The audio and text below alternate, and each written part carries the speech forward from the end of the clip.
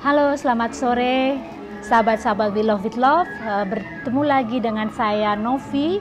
Saat ini saya memiliki kesempatan yang luar biasa karena saya berada di rumah dan sanggar seorang maestro tari Bali. Beliau adalah Nyi Ketut Arini, di mana Nyi Ketut Arini itu seorang maestro yang tidak dapat bisa dipisahkan dari sejarah perkembangan seni tari Indonesia karena perannya sangat signifikan dalam melestarikan sekaligus mempromosikan tari Bali ke internasional. Sejak tahun 65, Ibu Arini aktif melakukan diplomasi budaya melalui seni tari ke luar negeri. Ibu Ketut Arini lahir di Denpasar, Bali, 15 Maret tahun 1943. Ia lahir dan dibesarkan dalam lingkungan keluarga seniman. Ayahnya, Iwayan Sapluk, adalah guru penabuh gamelan, sementara pamannya merupakan penari sekaligus guru terkenal di Bali pada tahun 1930-an, yaitu Wayan Rindi dan juga Iwayan Pogok, seorang penabuh gendang. Ketiga anggota keluarga tersebut membentuk grup tari yang sering mengisi acara pementasan di puri-puri keraton di berbagai desa di Bali. Sejak kecil, beliau sangat memiliki kecintaan dengan budaya seni tari Bali. Dan satu-satunya cita-cita adalah mengajar seni tari. Jadi mari kita ikutin pembicaraan saya, ngobrol bareng dengan sang maestro yang luar biasa yang saya bisa temukan di era yang digital ini. Selamat sore Ibu, Om Swastiastu. Apa kabar Ibu? Baik Ibu. Ibu tuh luar biasa sekali. Karena kalau saya bisa melihat kondisi Ibu saat ini, itu sepertinya sangat fit dan masih tetap kelihatan muda Ibu. Nah, ini resepnya apa ini Bu? Resepnya apa Bu? Apakah ada hubungan dengan tari Bali dulu? Saya kira begitu. Begitu ya Bu? Kita selalu tersenyum sama anak-anak karena untuk mereka bisa menari harus girang dulu. Afirmasi saya sehat, saya cerdas, saya ceria, penuh cinta. Setiap kita menari dinyanyikan itu dulu. Kalau tidak cintanya dengan senyum belum boleh. Harus dengan cinta, dengan senyum.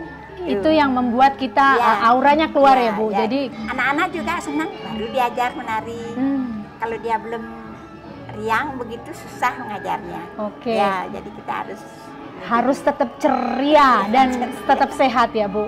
Ibu, sebelumnya saya berterima kasih sekali karena saya sudah bisa mendapatkan kesempatan yang luar biasa yang saya rasa tidak semua orang memiliki kesempatan seperti saya bisa bertemu dengan seorang maestro penari Bali.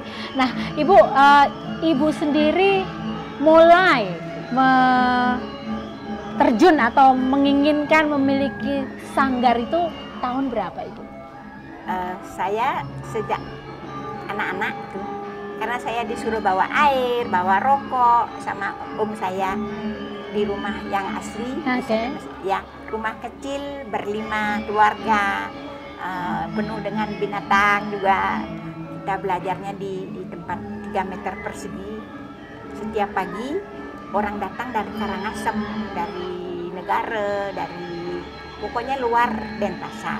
Karena Ibu memang dilahirkan dari keluarga seniman ya Bu? Iya, karena apa namanya, saya kalau om saya sudah di tempat latihan, saya masih sudah di sana duduk menonton dia bagaimana dia bergerak, apa yang disebutkan itu. Kadang-kadang bawa kayu, saya terus menarik sekali. Setelah itu saya ajar adik saya gini-gini, terus dia bilang, lama-lama dia Dut, kamu mau jadi guru ya? Ya Pak, seperti Bapak, seperti Pak Yan, dia bilang gitu. Nah, kalau begitu gurunya harus belajar dulu dong. Oh, gitu ya. Jadi tidak bisa langsung pada saat itu. Saya kira dia tidak bisa belajar langsung gitu ya. Tidak tahu karena ini sudah mengajar aja. Terus saya ambil kain, terus adik saya pegang gini. Bagaimana om saya pegang. Terus setelah itu baru kelas 1 baru saya belajar. Baru mulai Kalau belajar. sebelum itu tidak boleh lihat, tapi belum boleh belajar. Oh, Katanya oke. kalau sudah kelas 1 baru boleh. Sudah tahu kanan kiri, sudah bisa dibilangin. Kalau yang 4 tahun dulu diajar nggak bisa.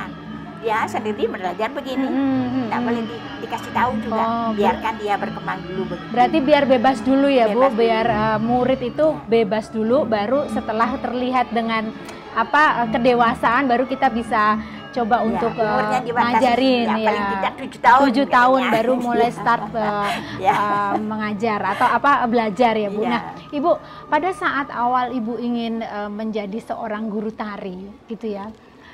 Sebenarnya apa sih yang ada di pemikiran Ibu pada saat itu gitu? Saya kurang ini. Kok saya ingin menari begitu saja? Ingin menari. Saya lihat di Banjar saya. Ini rumah saya di Banjarnya.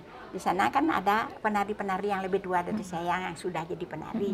Saya setiap dia menari, orang saya paling dekat dengan dia, saya lihat dia berhias, dia dapat tempat spesial, dapat minum, dapat ini kan semua di spesial kan. Terus dilayani ya Bu ya. Dilayani. Terus bapak saya sekarang kalau pergi ke desa-desa, ya dilayani, saya anaknya duduk di situ ikut tidak dilayani. dilayani. Ya. Saya sudah jadi guru ini asisten. Oke, pada kalau saat om itu. saya tidak ada, Dut, nanti kamu 2 jam di sana, bapak pergi gini dulu, nanti kamu ngajar dulu ya. Itu udah, nanti sampai di sana tes dulu. Oh, muridnya sudah bisa, tapi ini perbaiki, ini harus begini. Setiap hari saya diajar dibimbing terus itu, seperti ya. itu. Ini kurang gini, ini tekan di sininya, begitu. Terus saya ini mimpinya sudah jadi guru ya. Oh, oke. Tahun 57 sudah disuruh mengajar saya ke Karangasem. Tahun 57 ya. sudah, padahal jauh loh Bu di Karangasem loh. Ya, saya belum tahu Denpasar aja belum cukup tahu. Tapi bapak saya karena bilang, Dut, diminta sama Dewagung Besakihnya itu, kamu disuruh ngajar sana. Iya, kamu sudah bisa nari. Ya, kalau bapak bilang saya tidak berani nolak. Oke, berarti Ibu pada saat itu sepertinya memang udah jiwanya aja Ibu terjun langsung ke menjadi seorang guru tari ya, karena memang orang tua tadi ya Bu ya, mau nggak mau kayak dicemplungin seperti itu ya Bu, dan Ibu memang ingin juga gitu. Juga. Nah, Ibu boleh tanya, kalau kita bicara mengenai seni tari ini kan ada seni tari klasik, ada seni tari modern nih Bu. Nah, tari Bali itu sendiri historinya itu seperti apa Bu? Sebenarnya tari Bali itu kan semua tari-tari yang sudah ada itu dari Gambuh namanya. Padahal Gambuh itu datang dari Jawa, dari Jawa. Tapi di sini sudah supaya jadi Bali, gerak-geraknya seperti Jawa itu hilang. Tapi masih ada bayangannya itu, masih ada bayangannya. Yang tari perempuannya sederhana, dia bertingkat seperti ada yang rakyatnya, ada ratunya, ada gini gitu, kelihatan begitu jenjang-jenjangnya. Itu waktu itu saya belum paham nari itu. Tapi kalau tarian Bali yang ada di Bali itu yang sering ditonton orang, apa yang kita pakai di pura itulah yang dulu. Waktu itu belum ada yang harus belum ada yang modern nih Bu ya. Belum yang apa itu Bu jenis tarinya? Apa nama tariannya apa Bu? Waktu itu kan baru tarian di situ dah penet itu pertama kali juga karena kita menontonkan untuk orang lain itu tidak boleh yang di pura dipakai. Tidak boleh dipertontonkan di luar ya Ibu. Oke. Tapi banyak juga seperti bukunya Dramain Bali itu Kofar Rubia, siapa nama itu yang nulis menulis itu kan ya, semua buku apa tari di pura diungkapkan diungkapkan. Tapi mungkin tidak digerakkan kali Bu. Jadi tapi setelah itu banyak baru mulai lah ya, satu mulai persatu. lagi. Nah, Ibu kalau melihat saat ini zaman now nih Bu, kalau melihat zaman now, apakah tari Bali yang klasik itu masih terus dipelajari Ibu oleh para generasi saat ini?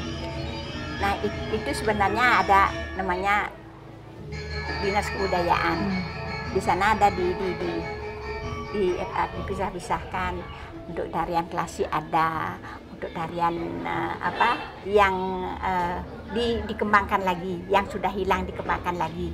dinas kebudayaan Dinas yang memberikan kebudayaan. gamelan baru, yang gamelan yang kuno, yang sudah hilang, dibikinkan lagi sekarang begitu. Oh, bagus dong ya Bu ya. Dinas-dinas itu, ya ini sekali dia. Berarti serius ya untuk melestarikan Ya, budayanya, betul. serius ya Bu ya. Ya. Tidak main-main nih ya. Ya. Karena kan kalau kita bisa bilang Bali itu kan terdiri dari apa ya?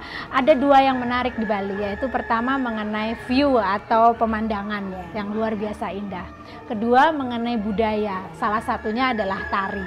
Nah, kalau misalnya mungkin tadi pemandangan di daerah lain ada, tapi kalau bicara culture ya Bali ya harus Bali gitu kan. Bali, ya. Kalau Balinya nggak ada ya udah bukan Bali lagi dan tidak ada yang bisa kita Ya. selling pointnya Ya. tidak ada ya Bu. Makanya kita bagi Oke. tarian itu namanya tari wali. Tari wali Wali itu di dalam pura. di dalam pura. Ya, tari bebali, Bebali. itu di luar pura, tetapi ada kaitannya dengan pura.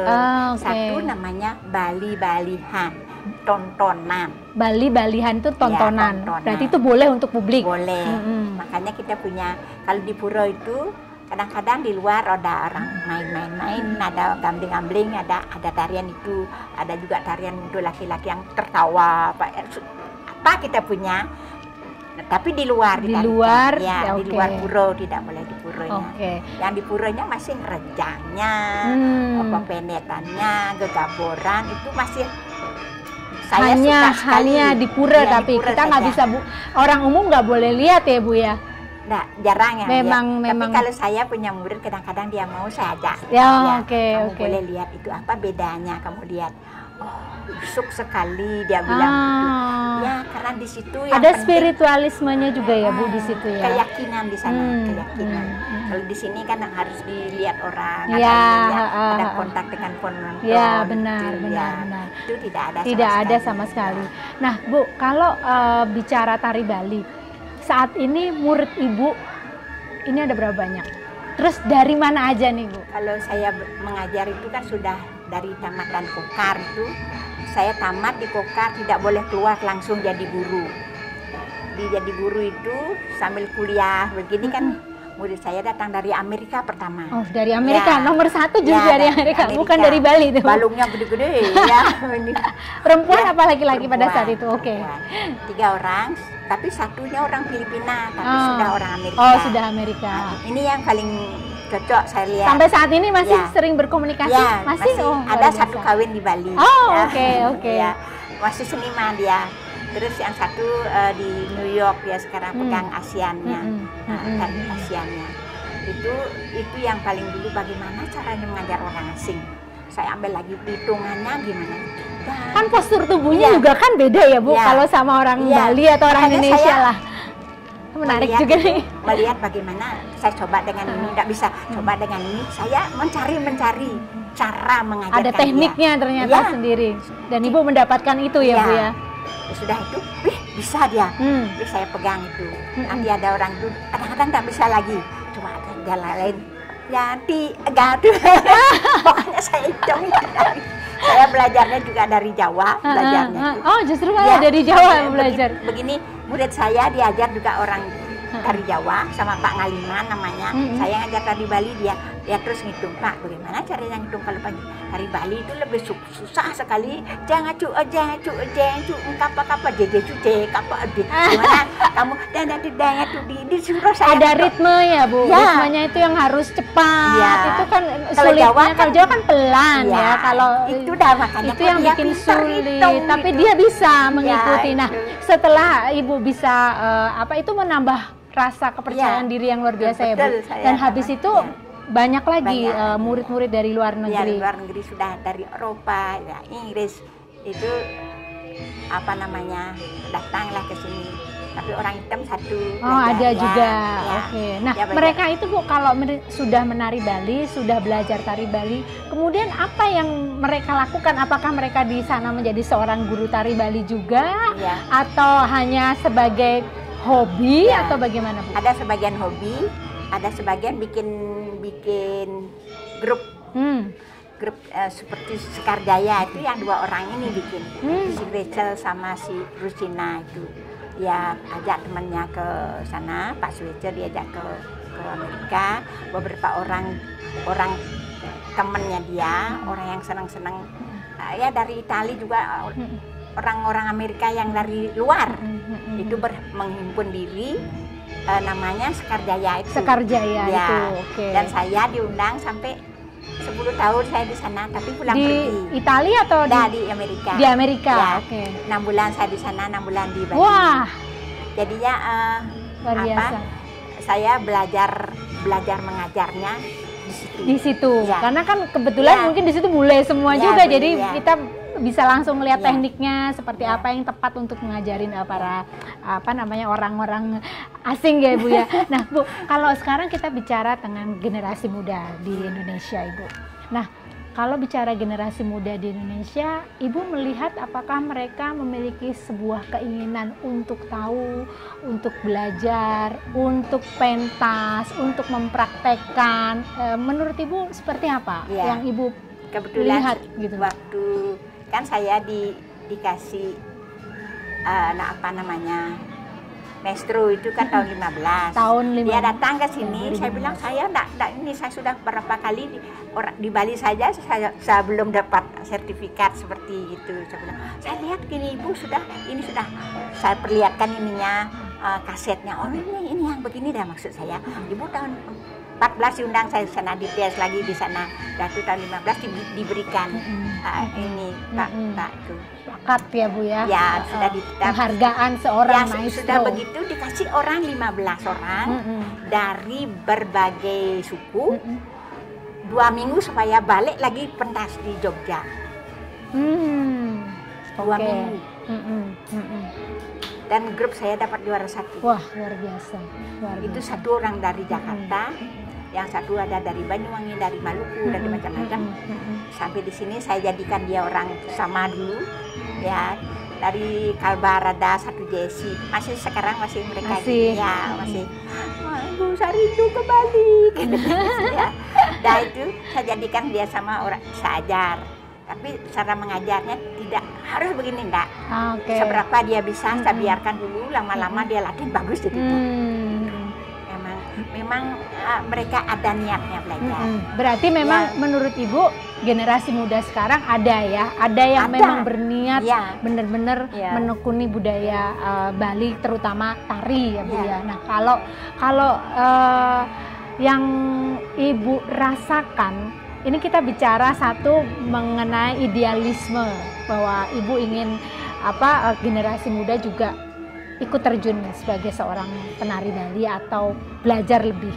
Nah, kalau kita bicara sedikit keprofesionalan atau sebagai mata pencaharian ini Bu, sebagai seorang penari Bali, menurut Ibu ini menjanjikan atau tidak? Gimana ya?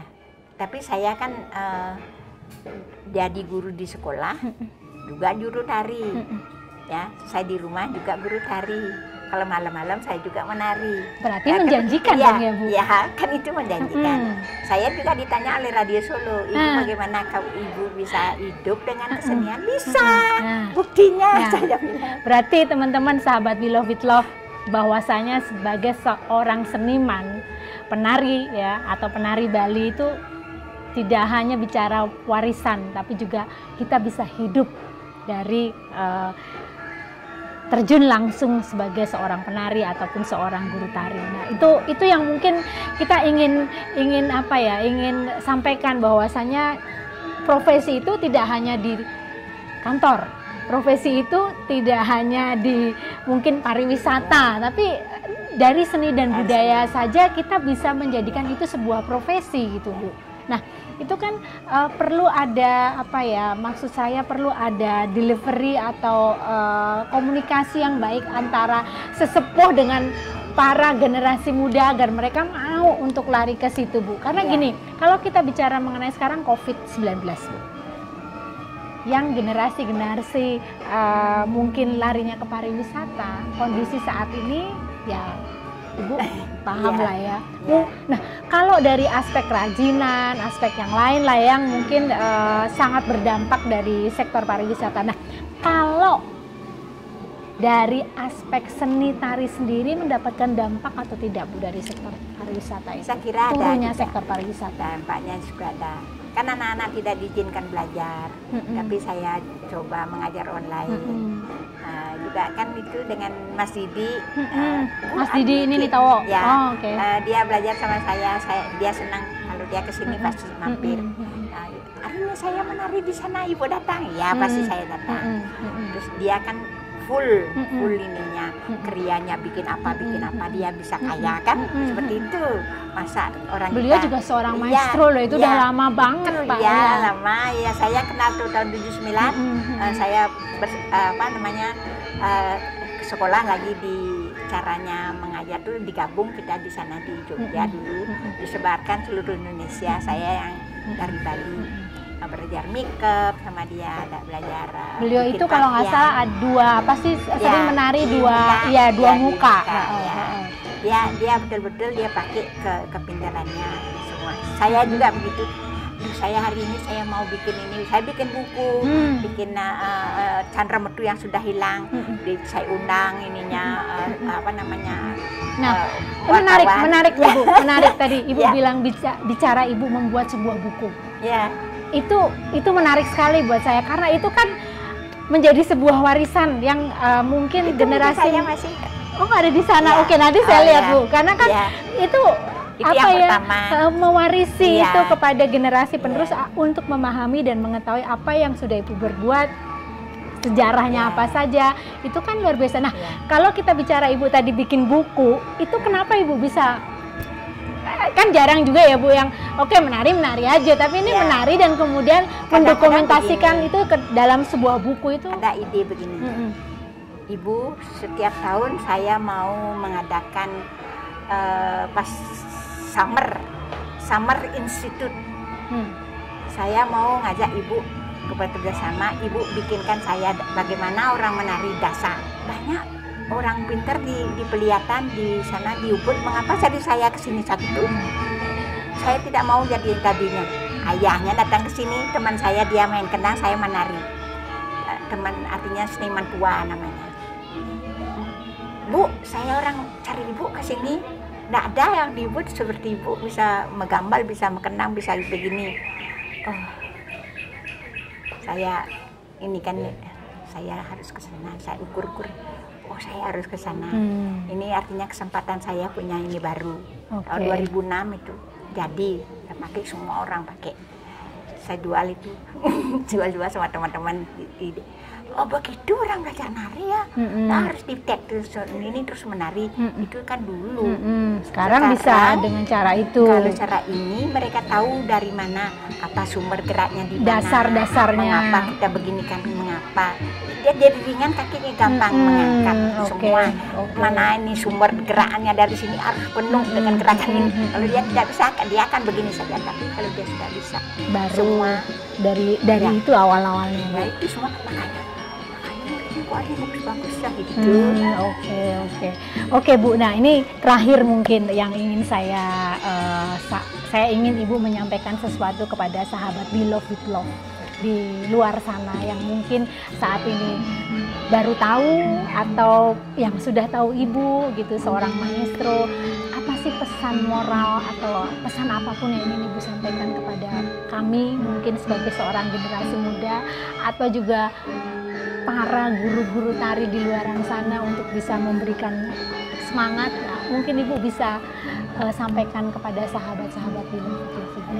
Kalau saya bandingkan dari Bali dengan tari di sana, itu kan memang di situ lebih luar biasa, maksimal geraknya kan balet umpamanya. Saya sering juga ini, dia ngapain bisa lentur badannya, kita kan tidak perlu terlalu lentur. Tapi kalau namanya di Bali itu yang namanya lempung, ada kenyang lempung, ada yang keras, ada yang lembut. Itu bisa dibedakan juga. Banyak juga tarian yang lembut itu dan memang dari hati itu semua, dari hati, dari badan latihan. Mengapa bisa masih ngilu tua-tua begini? Karena dulu belajarnya bagus kan begitu. Nah, kepunyaan kita itu namanya Swadharma di sini. Masa Swadharma ini tidak bisa membuat uang? Itu ya.